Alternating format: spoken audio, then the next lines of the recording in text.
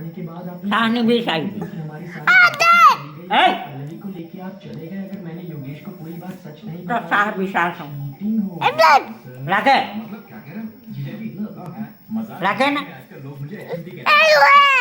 मेरी आदतें साह है लोग मजबूर हो जाते हैं साह लगे लोग आपको देख तो साह विशाल अरे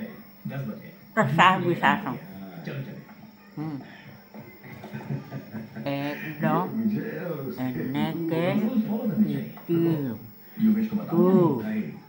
साबी साह है तो साह था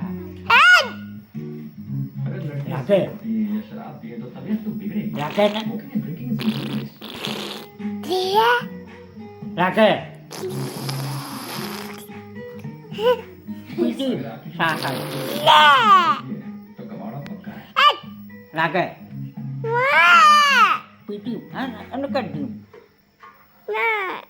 क्यों सिगरेट पी लगाई दूँगा लिपस्टिक का निशान तो नहीं है मतलब नहीं पी लगाई दूँगा तो मेरे पैसे भी खर्च नहीं हो रहे कंपनी भी मिल गई तो